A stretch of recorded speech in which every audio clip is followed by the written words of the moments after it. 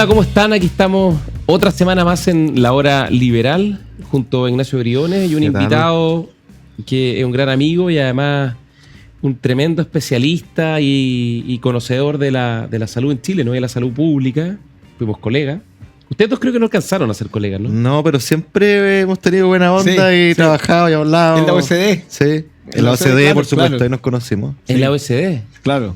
Sí. Bueno, probablemente todos lo conocen, pero para quienes no lo conocen su extensa trayectoria, nuestro invitado esta semana es Emilio Santelice, el doctor Emilio Santelice, que es médico cirujano de la Universidad Católica.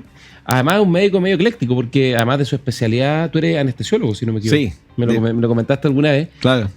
Tienes 2 MBA, o tienes una doble titulación en MBA en Tuluán y en la Universidad de Chile, ¿no? Claro, y ahí hice el doctorado también. Y el doctorado. Claro. O sea, eres un médico que además de ser un gran médico, eres bueno para el Excel, eres bueno para los números, eres bueno para la cuestión más dura, ¿no?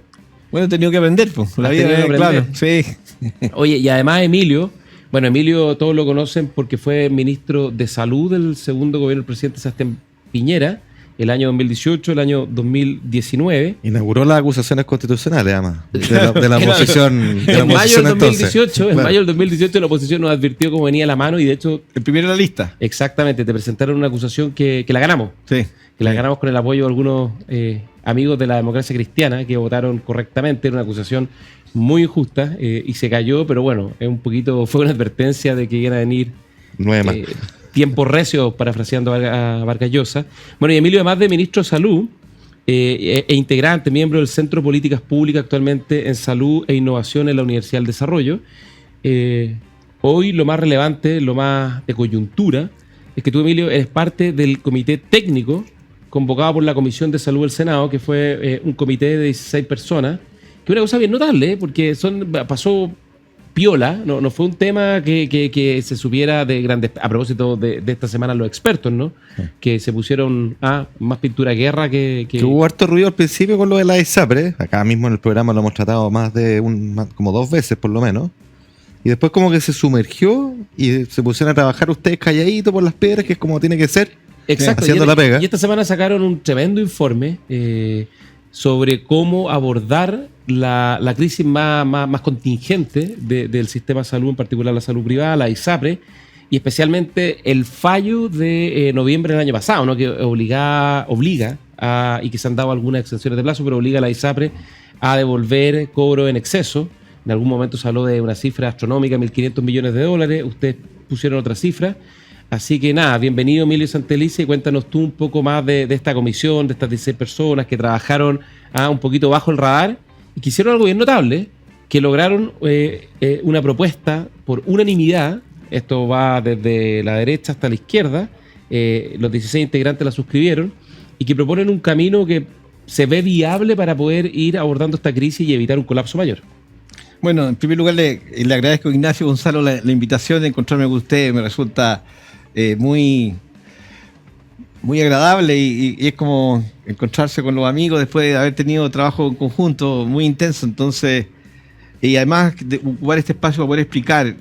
Yo me gustaría contarle un poco algo más íntimo. Fíjense que esta comisión, en donde estaban personas, como tú bien decías, Gonzalo, de todo el espectro político, pero además está la gente del Ministerio de Salud, el asesor jurídico de la ministra, asesores de la ministra directo, estaba asesores del ministro Marcel por Hacienda, está el equipo de estudio de la superintendencia y estaban representantes de la academia, Paula Benavide, Álvaro Clark, estaba Pablo Guiguren, Teresita Santa Cruz, en fin, éramos 16 personas, pero yo recuerdo muy bien la primera reunión que nos dejaron de coordinadores a Cristóbal Cuadrado, el ex subsecretario de Salud Pública, a mí y a Manuel Nájera, asesor de la ministra, éramos los coordinadores. Oye, perdón, y una pregunta más personal. Cristóbal Cuadrado fue una persona que en la pandemia fue muy duro, muy crítico, ¿no? Tú ya no estabas en el gobierno, pero obviamente sí, hasta cierto punto uno la camiseta nunca se la saca. Volver a sentarse a la mesa y volver a conversar de lo que le apasiona en común, ¿no? La salud, pero desde posiciones que en algún minuto fueron tan distintas. ¿Cómo fue desde el punto de vista humano esa relación? Bueno, la verdad es que yo lo planteé el primer día. Yo les dije, bueno, aquí me invitaron a coordinar esto, aquí hay un problema país y yo la invitación que de mi parte quiero hacerle fue una declaración que la hice inmediatamente entrando. Yo le dije aquí, nosotros tenemos que poner por delante que están los pacientes. Imaginémonos que hay personas que están en tratamiento con cáncer, que si se acaba el sistema van a quedar sin tratamiento, digamos. Y se van a morir. Y se van a morir. Entonces, y lo otro le dije aquí, tenemos que tener la grandeza, la humildad y la sabiduría de ver cómo le ayudamos al país. Ese es el mandato que nos dieron a nosotros. Y también tenemos que entender que aquí nadie se lleva la pelota para la casa, no hay ganadores ni perdedores. El único que puede perder si no lo hacemos bien son todos los chilenos y particularmente los pacientes. Esa fue mi aproximación. Entonces, imposible rehusarse a eso. Entonces, pero la receptividad fue, al comienzo había ahí algún poquito de desconfianza, había un poquito, ambiente más gélido. Sí, había un poquito. ¿En las primeras sesiones? Sí, pero yo creo que, a ver, yo creo que cuando uno se para de manera consistente y a respetar al otro, como quisiera uno, y escucharlo con atención y hablarle con respeto, y uno esos códigos del espacio humano, si uno los plasma en estas discusiones que son abstractas y difíciles y tensas, yo creo que finalmente permean. O sea, para cerrar la discusión, el final de los 3 meses, uno de los miembros... Fueron 3 meses de trabajo. 3 meses de trabajo. Ya. Trabajamos... ¿Dónde se juntaban? En el Senado, en Santiago. Acá en Santiago ya. Sí, trabajamos 3 veces por semana y los 2 segundos periodos trabajamos todos los días y finalmente el último mes trabajamos... Fue bien intenso. Sábado y domingo, sí. Y dime una cosa, ¿y los senadores de la Comisión de Salud se involucraron? Bueno, sí, pues había intercambio con ellos. Yo tuve un trabajo bien estrecho ahí con Francisco Chaguán y con Juan Luis Castro también, que es el presidente de la comisión. ¿Y ahí quiénes son los otros senadores de la Comisión de Salud? Juan Luis Castro, socialista, Francisco Chaguán, Renovación Nacional. Claro, la senadora Jimena Órdenes, claro, del PPD por Aysén. Claro, y el senador Latorre. Y Juan Ignacio Latorre del Frente Amplio. Claro. Y falta uno de centro derecha. Sergio Gaona, perdón. Sergio Gaona, sí, claro. Senador UDI por Claro. la región de Coquimbo. Sí, había intercambio con ellos, pero nos dejaron trabajar, fueron muy respetuosos. En algún momento yo conversaba con Juan Luis para que pudiéramos aclarar algunas cosas. Lo mismo hacía con Francisco Chaguán, le explicaba, pero en ningún momento hubo intervenciones. Pero se dio, yo diría que se dio lo que el país necesita, que se generen espacios de conversación en donde, a pesar de las diferencias, uno ponga por delante el objetivo superior. Y que lo técnico vuelva a tener un peso.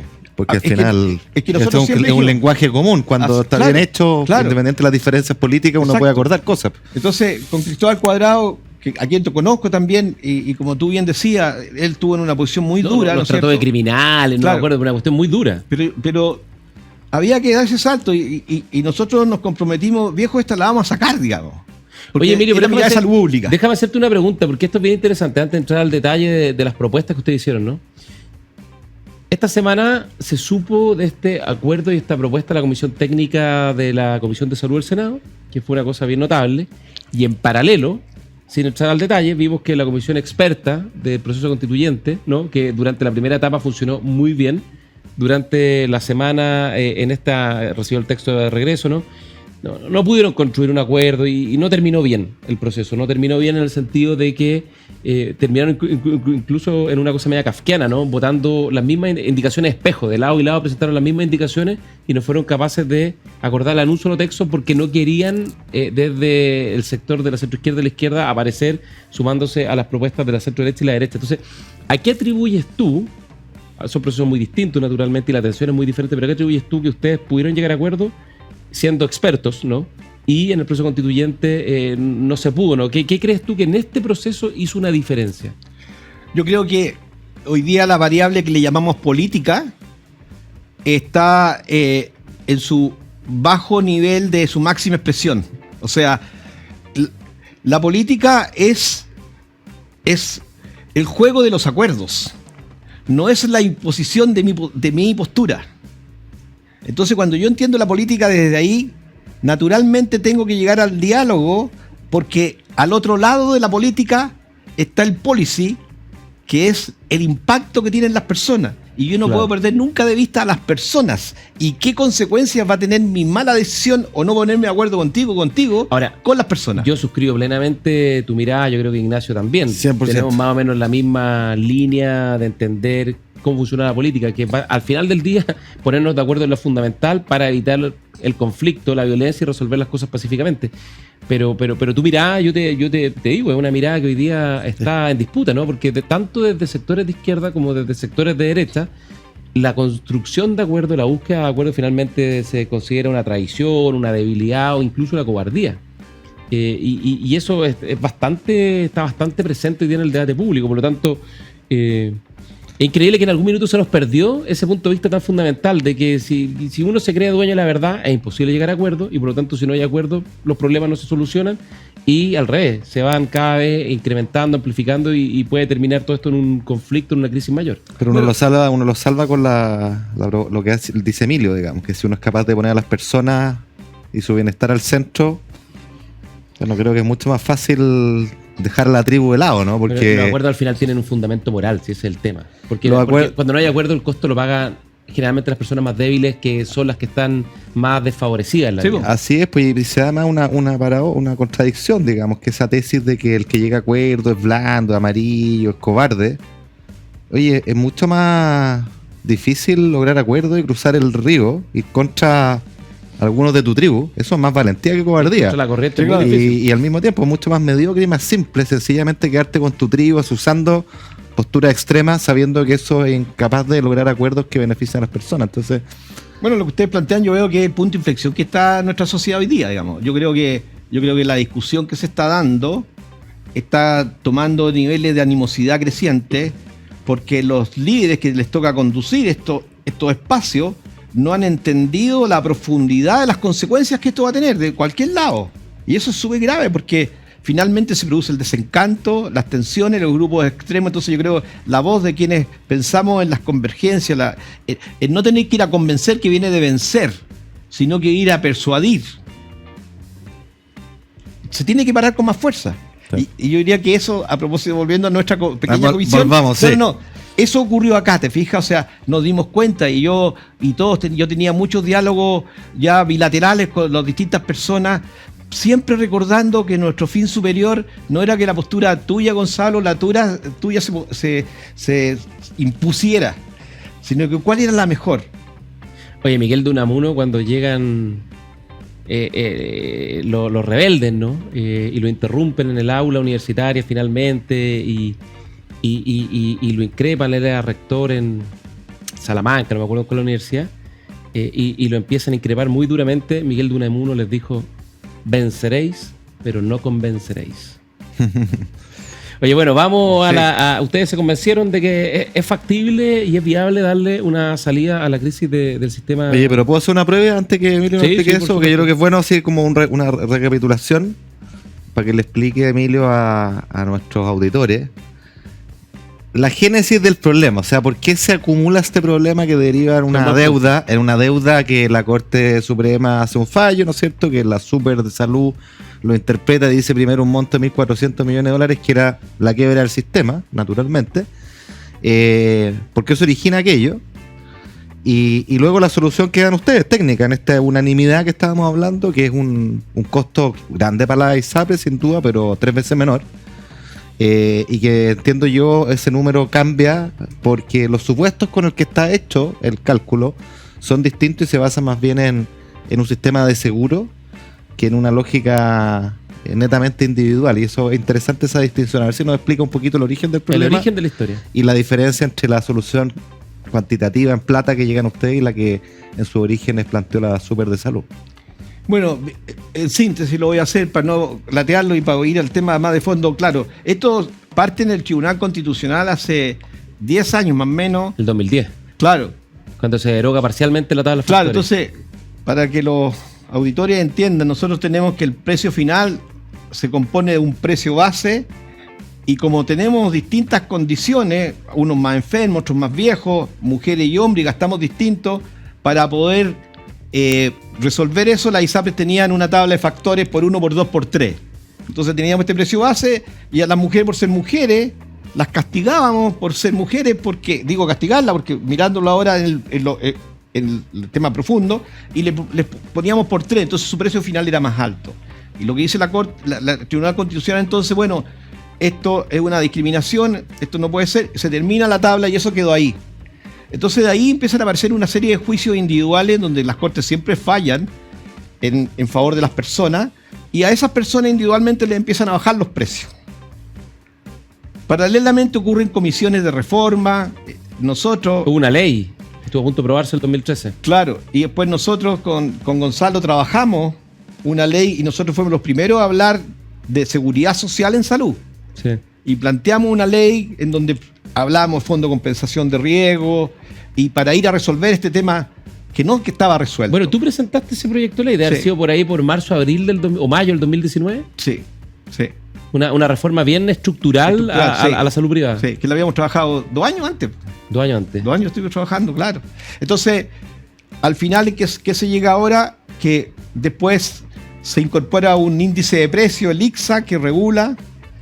Después se considera una población por el decreto 346, un decreto, y a eso definitivamente se le cambia la tabla de factores hacia adelante.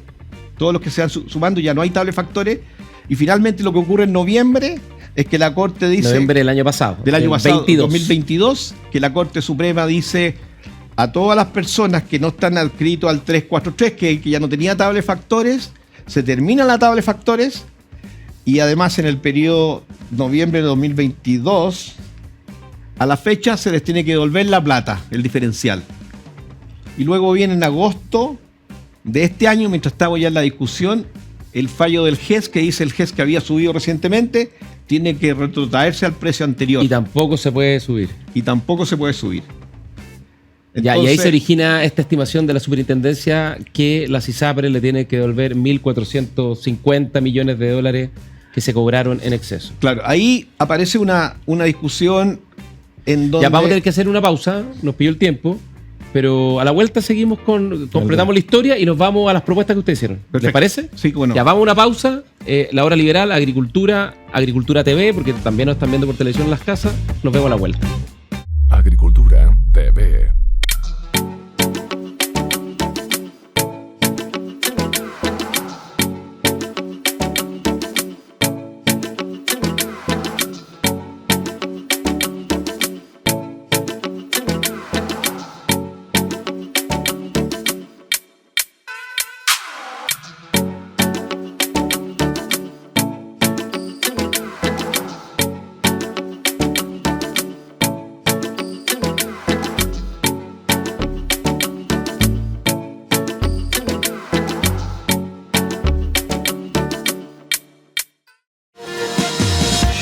A veces como que se piensa que lo sostenible es solo medio ambiente. Esto no es agua para la agricultura, es agua para los alimentos de todos los chilenos. Generar alternativas que sean rentables para los agricultores para una agricultura sustentable. Y tenemos proyectos muy emblemáticos como el Saca tu Permiso Rural. Y dijimos, bueno, necesitamos saber qué pasa bajo nuestros pies. Tacatemu, Panquehue, Yayay, San Felipe, hacia los Andes también. Como siempre en Agricultura TV.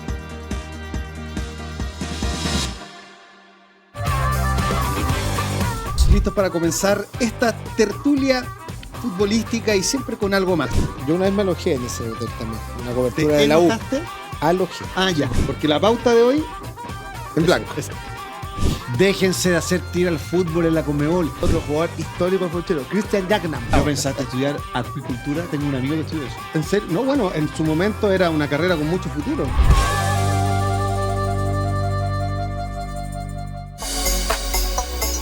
Saludarlo, acá estamos súper contentos partiendo ya otro capítulo de Desarrollemos Chile por las pantallas de Agricultura TV. Aquí se ha agradecido tremendamente que hemos hecho verdaderamente educación. Nosotros combinamos esas dos tecnologías y lo que logramos con eso es tener captura de movimiento en tiempo real dentro de la realidad virtual. Nuestro primer desafío es entender cuáles son los empleos de futuro. Y es un problema metodológico.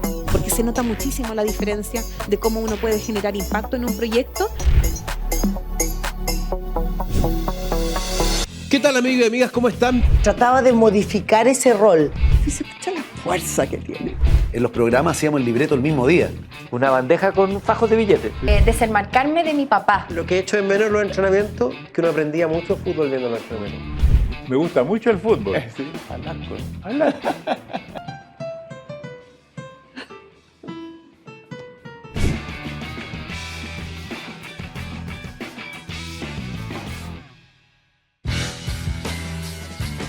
¿Qué tal, amigos? Bienvenidos a una nueva edición de Pierna Fuerte con Juan Cristóbal Guarela. Lo demás era gol, se estaba offside, se entró, no entró. Pero te agarró un equipo brasileño de primerísimo nivel. ¿Quién va a ir en contra de La Serena? Exacto. Échate una mirada. Pero está Alexander en estos dos días. 6 contra 2 y los dos, ninguno marcando a nadie. Exactamente. Y el melón. Esa va a ser la comisión investigadora del NFP.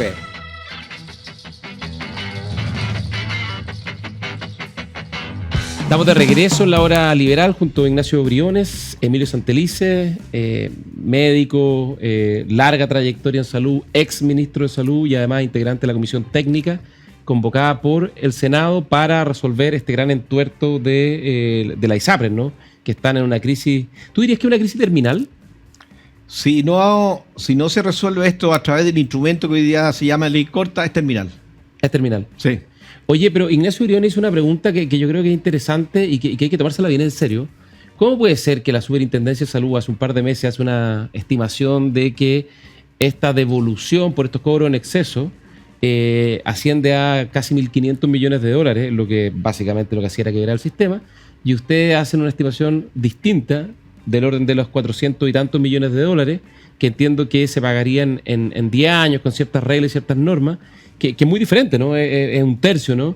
Y que es una cosa que se puede administrar, que se puede abordar, pero es distinto. Entonces la pregunta es, bueno, llegamos a estos fallos, ¿no? Que establecen estas obligaciones. Ustedes toman esta situación que en la práctica es un Titanic que si no se hace nada se va a hundir. Estudian este tema y hacen una propuesta. Entonces cuéntanos un poco de las propuestas y esta diferencia tan grande que se produjo entre lo que dijo la Super y lo que están diciendo ustedes, los especialistas. Bueno, en relación al tema de la Super, yo en el intertanto conversé con el superintendente Víctor Torres para decirle de qué manera se podía contribuir para trabajar este tema, y él siempre manifestó, y lo ha hecho públicamente, que el fallo a él le ordena hacer estas devoluciones, pero ahí queda una incerteza jurídica, porque en ninguna parte queda establecido bajo qué modelo, bajo qué tema y cuáles son los montos que se van a tener que... Y él no tenía tampoco la herramienta, y eso hay que concedérselo, ¿ya? Ahora, pero... Dale nomás. Pero, y ahora literalmente él dice, los 1.400 millones se calcularon literalmente. Ya, pero ¿qué significa? Es curiosa esa interpretación, ¿no? Claro, ¿cómo yo lo interpreto? Y ahí me puedo estar equivocando y soy súper honesto en también planteárselo a ustedes. Lo que se hace ahí es hacer una suma y una resta de cuál es lo que se estaba pagando y cuánto debería haber pagado cada persona individualmente. Restándole todos los efectos de tabla de factores al caso general y no solamente al que va a las cortes a título individual. A todos, exacto. Claro. Entonces se llega a esas cifras que son inconmensurables. Ya, pero mi punto es el siguiente, y tú vas a ser más políticamente correcto, yo como no tengo ninguna responsabilidad contractual política, ninguna naturaleza, me da lo mismo decirlo, pero no habrá habido en las estimaciones de la Super de Salud, en estos 1.400 millones de dólares, un poquito también de animosidad hacia el sistema privado de salud. O sea, básicamente todos sabemos que la izquierda, y en particular el Frente Amplio, el Partido Comunista, detesta la ISAPRE y su sueño histórico es terminar con el sistema privado de salud. Y es un tema que lo han dicho públicamente, ha estado en todos los programas de gobierno, porque al final tú, Ignacio, fuiste ministro, tú, Emilio, fuiste ministro, yo también tuve cargos públicos. Todos sabemos que las normas se interpretan de buena fe, pero se interpretan. Y uno le da una interpretación en función, digamos, de lo que estima correcto. Entonces la pregunta es, ¿no hubo aquí quizá algún tipo de animosidad como precisamente para poner una carga tan gravosa al sistema de ISAPRES que finalmente el sistema de ISAPRES terminara sucumbiendo por su imposibilidad o su inviabilidad de seguir hacia adelante? Bueno, yo te respondería de la siguiente manera. Esa respuesta tú la vas a tener en el término de esta discusión, dado que hoy día...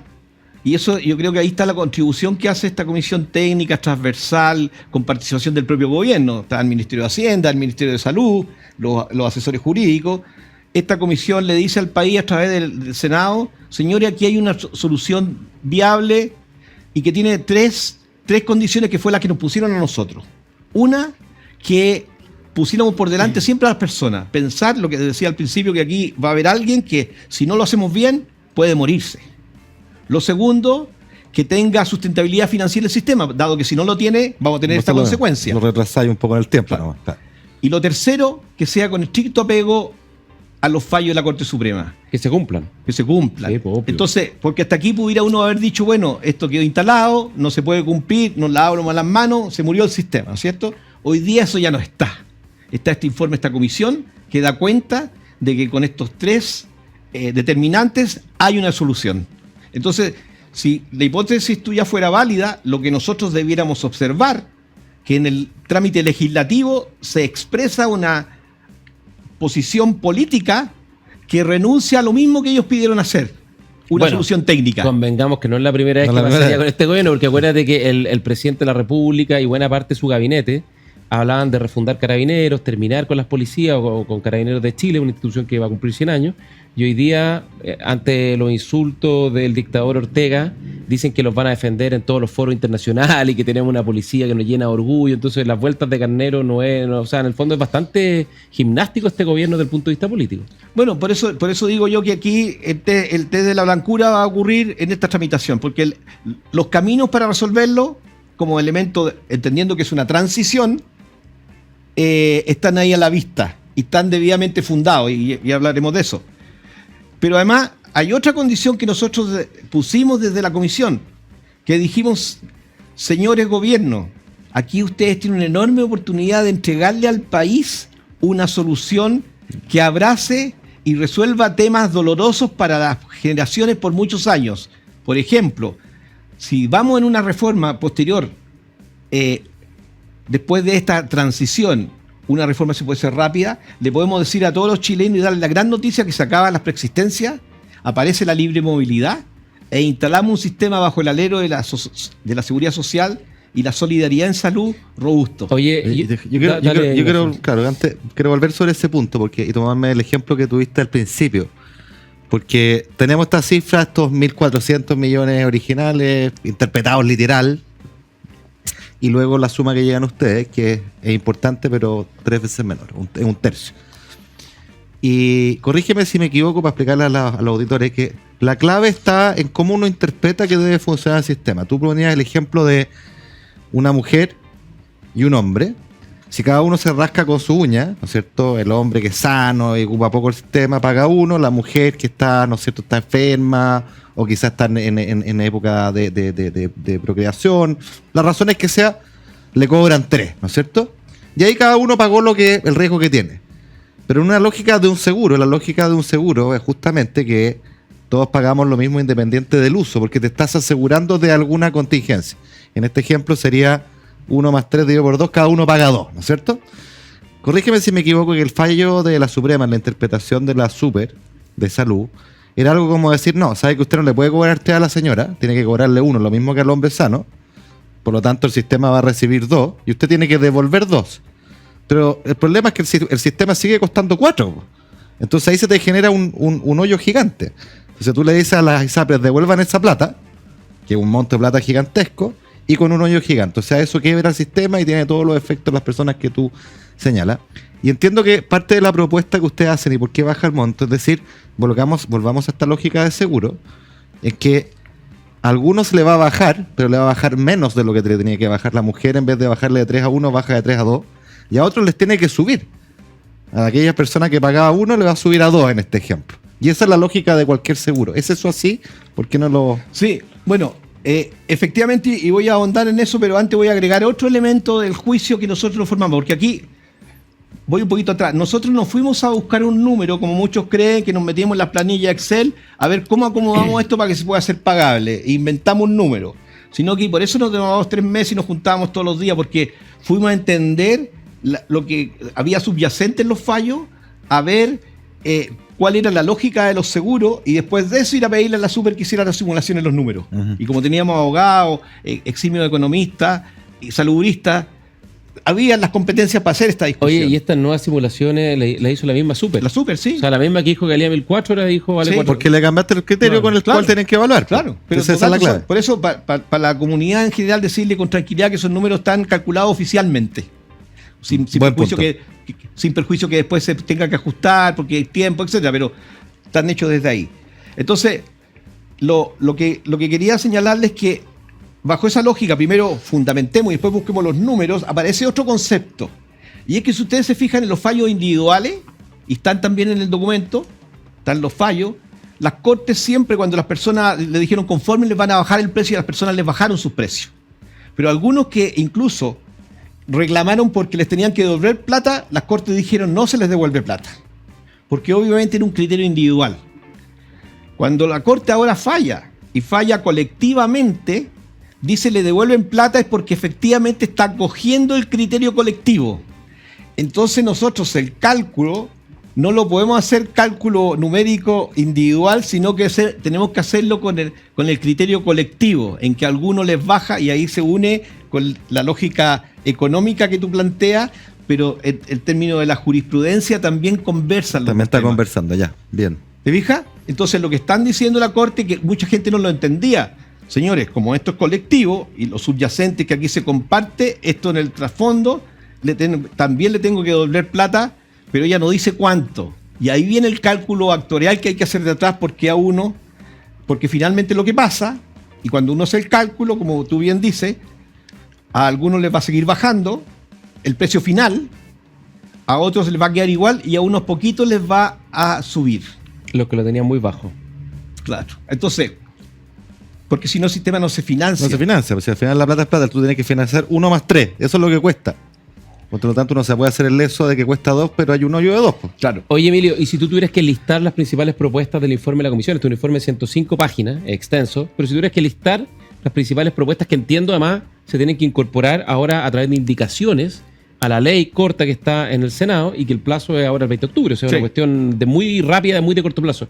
¿Cuáles son las principales medidas que se incorporarían a la ley corta para resolver la crisis del sistema ISAPRE? Bueno, les quiero decir que incluso en el informe, porque como trabajamos con los asesores legislativos del ministerio, en el informe están transcritos las indicaciones ya. Ah, ya está listo ya. O sea, ellos seguramente las irán a modificar, pero ustedes las van a poder ver en los informes porque el trabajo que hicimos fue cuando nosotros como comisión nos íbamos en la volada, que calculemos esto, a ver, parece un poquitito, nos decían los asesores jurídicos, esto no tiene ningún asidero porque eso se contrapone con el fallo. Y como nuestro mandato como comisión propongan lo que tengan que proponer, pero ajustado al fallo, quedaba fuera esa idea. Ya. Pero si tú tuvieras que resumir las principales propuestas que salen del informe. Bueno, lo primero está en cuantificar el pasivo y generarle fundamentos jurídicos para que tener certeza jurídica y saber cuánto tienen que devolver la ISAPRE. O sea, en el fondo no es vinculante, pero la superintendencia usted asume que va a asumir esta fórmula de cálculo y determinación del pasivo para traspasar el proyecto de ley. O sea, yo pienso que aquí hay una oportunidad, por eso lo decía, para las autoridades que hoy día tienen una situación, un desastre sanitario en cierne y que venga una comisión transversal a darle fundamentos que tienen sustento moral. O sea, yo creo que así se construyen los países. Pues. Ya, pero lo primero entonces no me cabría a mí en la cabeza que esto se pudiera, obviamente se va a poder modificar, no tenemos la vale plata ni la verdad absoluta, pero en un rango, yo creo que eso... Ya, pero ustedes primero determinan el monto y la forma de pago, ¿no? Son 10 años, tiene cierto mecanismo el pago. Pero ese es un tema. Y después el tema prospectivo, porque acuérdense que esto, el fallo, cuando uno cuantificaba el impacto financiero del fallo, se encontraba dos cosas. Había que devolver plata, pero después hacia futuro las ISAPRES quedan alrededor con un déficit mensual del 10%, lo que significaba como $1.000 millones al año. Claro. Entonces, también había que ver cómo en los flujos futuros... Lo hacía inviable igual, digamos. Lo hacía inviable igual. Era morir de a poco. Claro. Entonces, pero espérate, pero de nuevo, perdona que metas la cuchara en esta parte, porque es súper importante, conceptualmente de nuevo, o sea, más allá de que el sistema no le guste, no le guste, que lo abrace, que lo salude, los sistemas tienen que pagar prestaciones de salud, ¿ya? Y esas prestaciones de salud tienen un cierto costo. Y por lo tanto uno puede hacerse el leso de que en realidad cuesta menos de lo que en realidad vale, en cuyo caso lo único que se genera es un forado que lleva a la quiebra a las empresas que prestan este servicio, o sincerar la realidad. Y eso es un poco lo que tú estás diciendo, que hay que sincerar la realidad, o sea, atender a estas personas que tienen usos de salud distintos, porque uno es mujer, porque el otro es viejo, porque el otro es enfermo, en el agregado tiene un costo de X. Y por lo tanto no podemos pretender que valga la mitad de X, porque esa otra mitad alguien se la va a tener que comer, ¿no es cierto? Sí, claro. Y una ISAPRE o una aseguradora se la puede comer un año, pero no 2, ni 3, ni 10, ni 20, porque eso es inviable el sistema, ¿no? Es un poquito que Sí, a ver, me gustaría dar un ejemplo muy simple. Estamos en una sociedad de 100 personas. Entonces, en estas 100 personas, el 5% va a tener cáncer. Y el tratamiento del cáncer vale 100.000 pesos. Entonces, ¿Cómo lo hacemos? Si ninguno de los tres tiene 100.000 pesos, entonces nos juntamos Barato y decimos, cada uno va a poner 5.000 pesos. Vamos a juntar 500.000 pesos. No sabemos ¿quién se va a enfermar? quién se va a enfermar. Y al final del periodo van a estar los 500.000 pesos para aquellos 5 que lo requirieron. Si no tenemos un modelo, y esa es la esencia de la mutualización así, cada vez cada uno de nosotros va a ser un indigente. Claro, si se juntan 300.000 pesos, el sistema quiebra. Oye, pero si es lo mismo, no es de Marte, si esto es lo mismo que un seguro de incendio. Ojalá el seguro no lo ocupe nunca, pero tenemos claro que las primas que las personas pagan, justamente aquellos que no se les quema su casa, pagaron sin recibir nada a cambio, porque por suerte no se les quemó su casa. Y esa plata sirve para financiar a aquellos que sí se les quemó. Claro. Eso es Claro, seguro. el problema que tenía el sistema ISAPRE es que como nunca se logró hacer una ley que resolviera todos los efectos perversos, porque esto también tiene algunos efectos perversos, incentiva algunos comportamientos estratégicos, pero es como el mismo ejemplo en la casa, que al que tenía casa de madera le cobraban, no tengo idea, una prima A, la casa de cemento una prima B y a otra una casa C, y por lo tanto el que tiene más riesgo la casa de madera no se la asegura, pierde su casa y finalmente se queda desguarnecido. Claro. Y eso pasaba un poco en el sistema de salud. Al más enfermo, al final o lo expulsaban o le cobraban un precio imposible, digamos, y eso generaba que el sistema fuera dejando fuera a los más enfermos, se fuera quedando con los más sanos, los fuera discrepando y no fuera creando esta cuestión que es tan importante, ¿no? Que esto no es solo un seguro, sino que es un seguro social de salud, con ciertos riesgos compartidos. Bueno, y a propósito de lo mismo que tú señalas, Gonzalo, nosotros incorporamos otro elemento en esta intervención de calcular el pasivo, la deuda. Fue que dijimos, bueno, nosotros, asumiendo que estamos todos aportando el 7%, y por lo tanto, entendido bajo la lógica de seguridad social, lo que ocurre hoy día, que la gente aporta en el 7, pero tienen planes de menos del 7, consumen menos. Entonces nosotros hicimos la corrección, bueno, todos esos diferenciales tienen que ir a este conjunto. Obvio. ¿Ya? Entonces al hacer esa corrección, ahora es nominal nomás, no es que porque la gente que tiene excedente y eso en parte explica la disminución de los 1.400, los 400.000. Pero tenemos que ir a una pausa y vamos a hablar también de los temas más de fondo, porque ustedes atacaron la coyuntura, pero también plantean algunas ideas de fondo. Así que vamos a una pausa y volvemos a la vuelta de comerciales. Agricultura TV.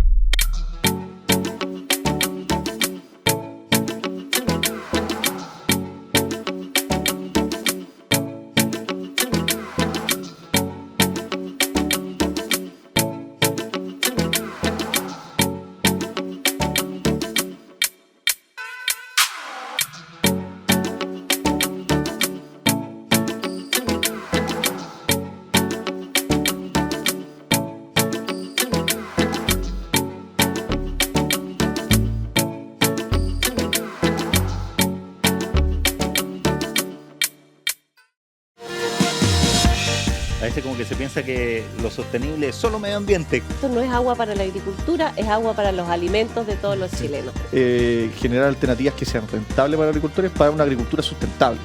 Y tenemos proyectos muy emblemáticos como el Saca tu Permiso Rural. Y dijimos, bueno, necesitamos saber qué pasa bajo nuestros pies. Takatemu, Panquehue, Yayay, San Felipe, hacia los Andes también. Como siempre, en Agricultura TV.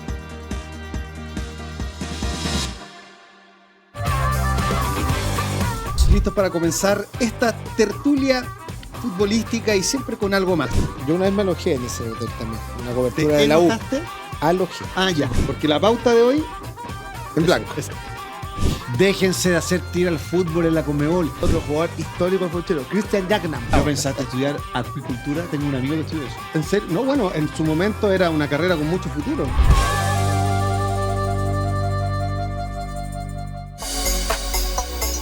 Saludarlo, acá estamos súper contentos partiendo ya otro capítulo de Desarrollemos Chile por las pantallas de Agricultura TV. Aquí se ha agradecido tremendamente que hemos hecho verdaderamente educación. Nosotros combinamos esas dos tecnologías y lo que logramos con eso es tener captura de movimiento en tiempo real dentro de la realidad virtual. Nuestro primer desafío es entender cuáles son los empleos de futuro, y es un problema metodológico. Porque se nota muchísimo la diferencia de cómo uno puede generar impacto en un proyecto. ¿Qué tal, amigos y amigas? ¿Cómo están? Trataba de modificar ese rol. Y se escucha la fuerza que tiene. En los programas hacíamos el libreto el mismo día. Una bandeja con fajos de billetes. Desenmarcarme de mi papá. Lo que he hecho en menos los entrenamientos, que uno aprendía mucho fútbol viendo los entrenamientos. Me gusta mucho el fútbol. Sí, Alasco.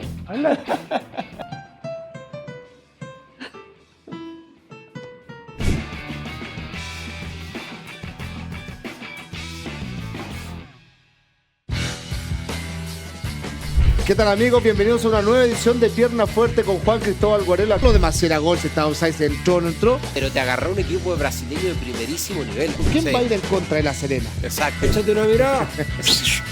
Pero está Alessandri en estos 2 días. 6 contra 2 y los dos, ninguno marcando a nadie. Exactamente. Y el melón. Esa va a ser la comisión investigadora del NFP.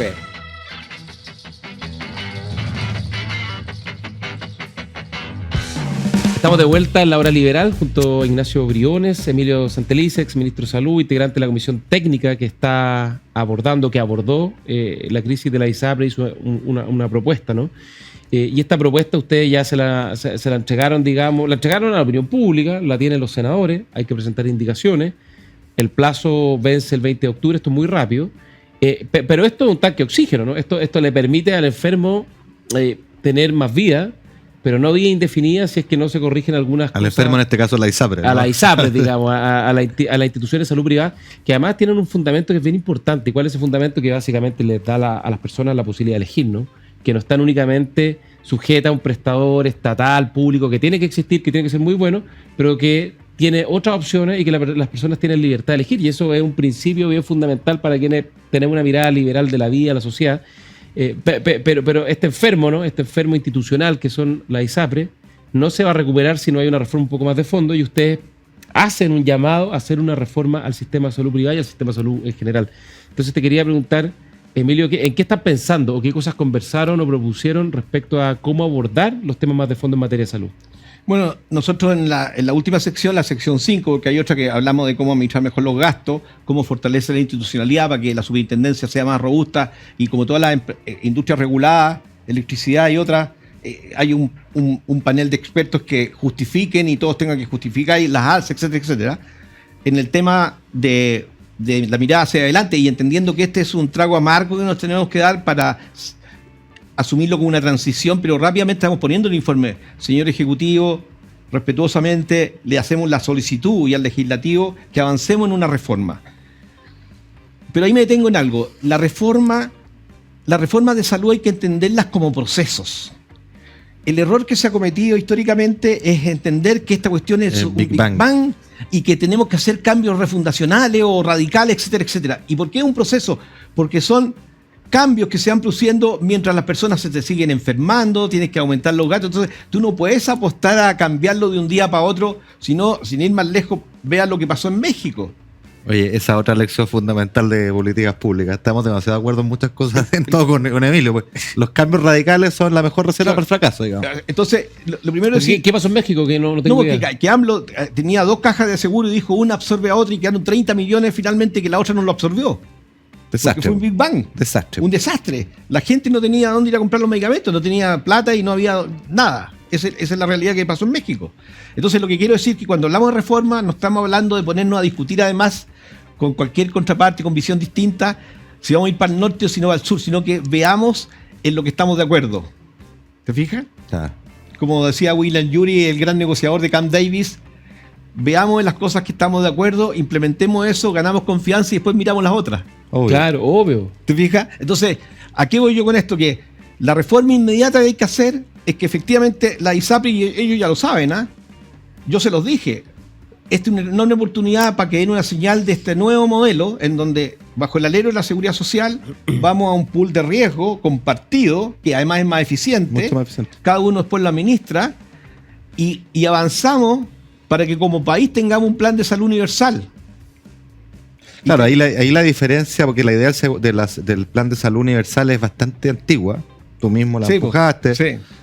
Y pasa algo parecido a lo que ocurre en la sala cuna. Hay acuerdo respecto al objetivo final, sala cuna universal, pero la cuestión se traba, esta pelea atávica, por diferencia ideológica.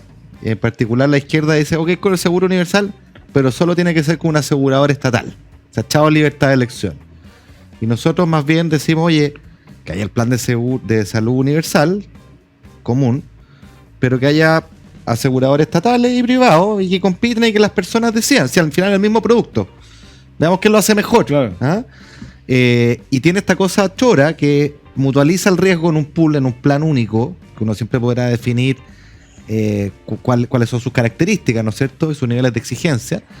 Pero cualquiera sea ese nivel de exigencia es eficiente, por lo que tú decías, porque generas un pool de millones de usuarios que permite mutualizar riesgo. Eso se llama ganancias de eficiencia.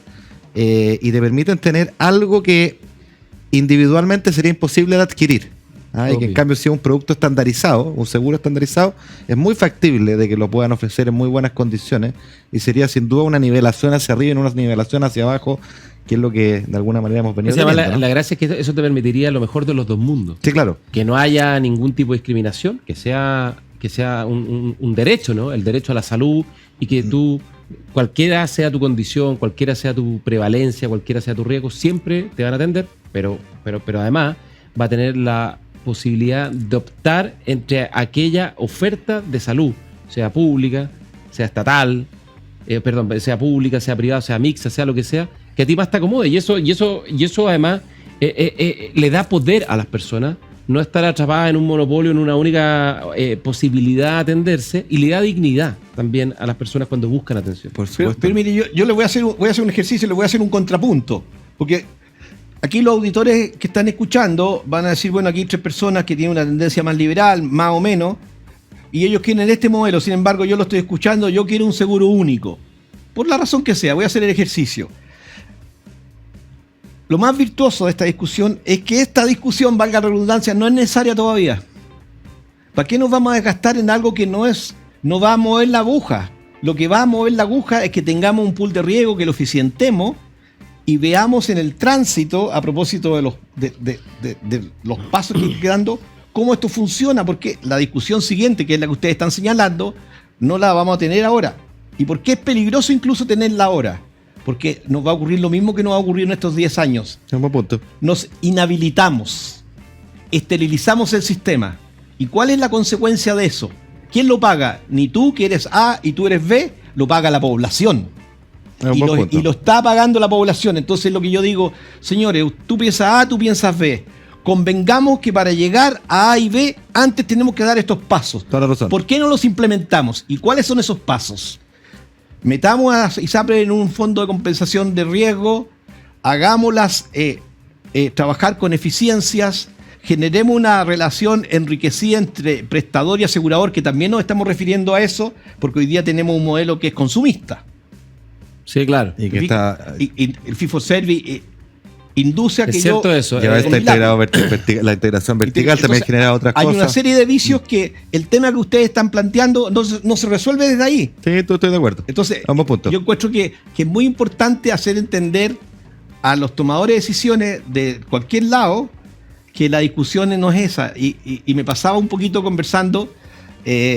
Hay mucho utopismo en eso, de plantear al tiro el modelo óptimo. Claro, cuando, oye, claro. si tú vas a Puerto Montt, tenés que pasar primero por Chillán. Es voluntarismo finalmente, es voluntarismo ideológico. Y el voluntarismo y la política generalmente termina muy mal. Sí, claro. Entonces yo creo que tenemos la oportunidad enorme acá de ir rápidamente a hacer una ley en donde vamos al plano universal, empezamos a hacer conversar los sistemas. Si miren lo otro que está, miren la señal que está ocurriendo. Esta ley, no se olviden que hay otra parte de la que no hemos hablado, que es el FONASA con el MSC, que es la modalidad de cobertura complementaria.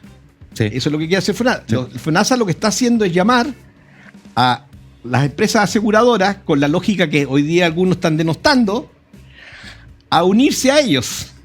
Entonces, es curioso eso, está avanzando hacia lo que se critica a veces del mismo mundo de izquierda. Tanto así que se da la paradoja. En el caso que las ISAPRES hubieran colapsado, que era un escenario, y todavía sigue siendo un escenario posible, bueno, se empieza a ser reemplazado, y ha ocurrido con los seguros complementarios, que hacen de facto lo que hacían las ISAPRES, pero casi sin regulación. Sí, claro. Entonces es divertido. Aquellos que promueven directo e indirectamente el fin de las ISAPRES, poniendo en una mochila impagable, indirectamente o implícitamente están promoviendo que existe una industria que va a hacer lo mismo, pero más desregulado y con menos economías de escala. Entonces es muy bueno ese punto. Claro, y hay otro elemento que agregar, porque si nosotros distendemos la discusión, avanzamos con cosas concretas, pudiera ser que a la vuelta de la esquina, cuando vemos que eso empieza a funcionar, instalamos una discusión porque existe una tercera posibilidad.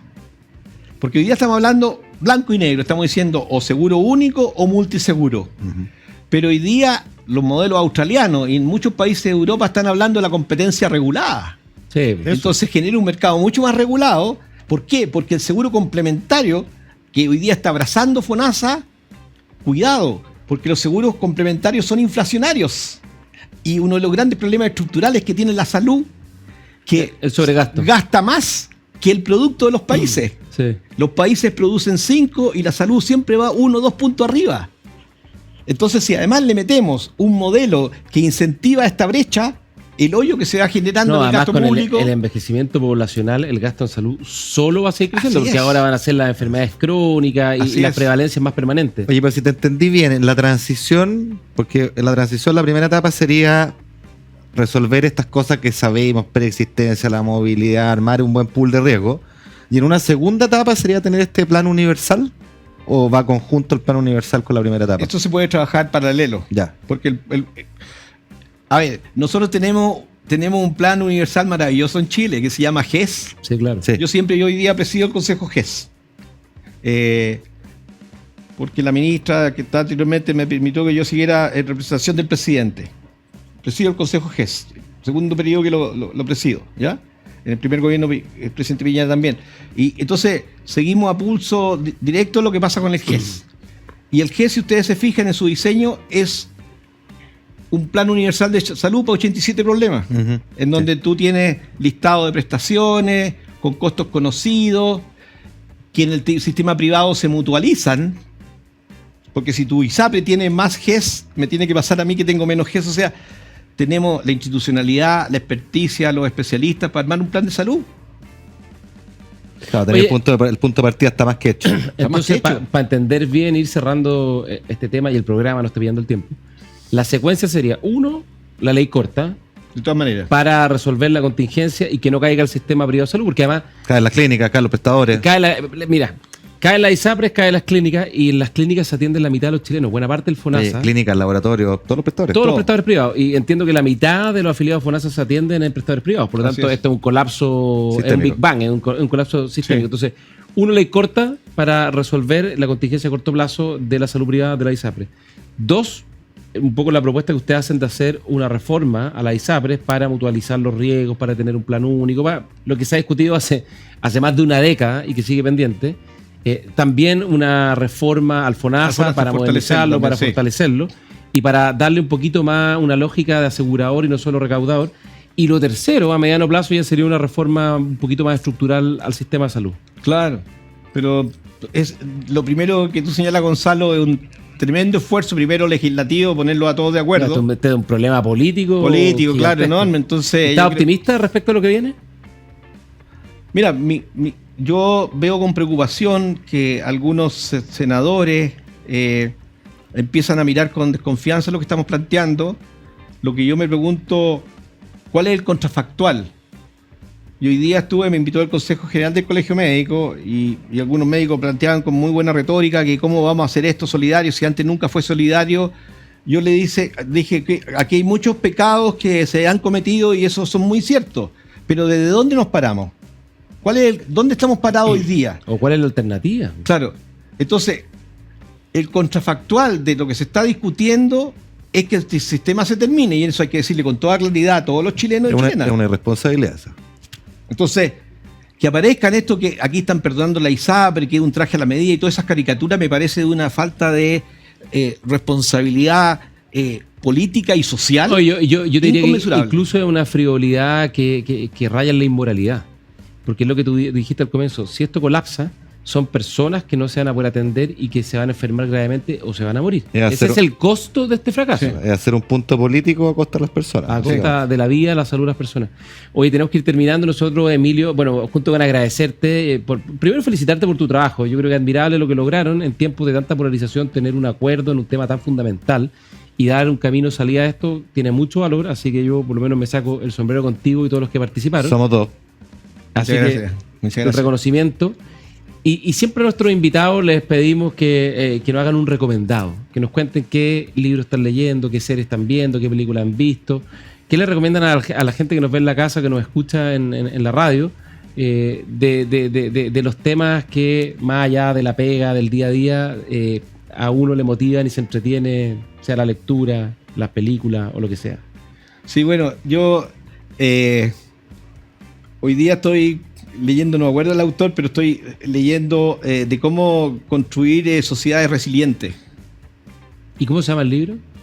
Tengo el nombre ahí, o si lo empecé a leer hace 2 semanas atrás, te lo mando. Te lo vamos a pedir después, la próxima semana lo vamos a dar el detalle. ¿Y de qué trata, así breve reseña? Bueno, en el fondo, hoy día muchas de las cosas que estamos compartiendo acá dicen relación con la condición de la humanidad, digamos, y las tensiones que se están produciendo y que hoy día se han agravado, ¿no es cierto?, con los últimos conflictos. Y cómo están pasando cosas en la sociedad en donde el poder político se relativiza porque el poder generado desde la base empieza a tener mucho más relevancia y las instituciones no han estado preparadas para eso. Entonces, ¿de qué manera uno se reconfigura? ¿Cómo se distribuye el poder? ¿Cómo se generan las decisiones? Y cómo se retroalimenta a la sociedad para tomar mejores decisiones. Entonces, en el fondo estamos todos interpelados. No, el gran desafío de cómo intermediar. Sí, claro. Oye, lo busqué acá, no lo pillé, así que me lo tienes que mandar y la próxima semana lo comentamos. Ignacio, ¿tu recomendado semanal? Uy, recomendado. Más medio latero lo que voy a recomendar, pero en realidad no es latero, porque es un gran libro. No sé si lo dije, así que si lo dije antes me perdona, pero es que estoy leyéndolo en este minuto, releyéndolo, que es La sociedad abierta y sus enemigos, de Karl Popper. En la Biblia de los liberales. La Biblia, que es el filósofo austríaco-alemán, si no me equivoco. Y que es un libro, un ladrillo bien pesadito, que básicamente hace una defensa de la libertad con una crítica muy profunda a todas aquellas filosofías o constructos ideológicos que directo o indirectamente promueven el totalitarismo. Ha sido muy criticado él a su vez porque critica a Platón, por ejemplo, que lo acusa de una versión totalitaria. Marx y Hegel, los enemigos de la libertad. Pero a Marx lo enaltece harto intelectualmente y lo critica, lo sobolsa después, digamos. Pero es un libro fundante de quienes creemos en la libertad y en sus ramificaciones más profundas, y no simplemente en el eslogan de la libertad por la libertad. Tiene un sentido deontológico, tiene un sentido de proyectos de vida, tiene un sentido de felicidad, de bienestar finalmente, y no solo a nivel individual, sino que también de la sociedad. Así que recomiendo Karl Popper, La sociedad abierta y sus enemigos, un gran clásico que siempre vale la pena releer. Es una maravilla ese libro, y para los que nos gusta la política y las políticas públicas, por lo menos para mí es una guía, ¿no? Esta idea sobre todo de que los utopismos y las refundaciones siempre terminan mal, y que en democracia y para respetar la libertad lo único que cabe es ir paso a paso, ladrillo a ladrillo, siempre, como decía el mismo Popper, atacando males concretos más que proponiendo bienes utópicos. Es una cosa tan simple, tan básica, tan profunda y tan fundamental. Muchas gracias, Emilio. Gracias, Emilio. Gran invitado. Gracias, Ignacio, también, como siempre, y nos vemos la próxima semana. Chao. Buen domingo. Chao.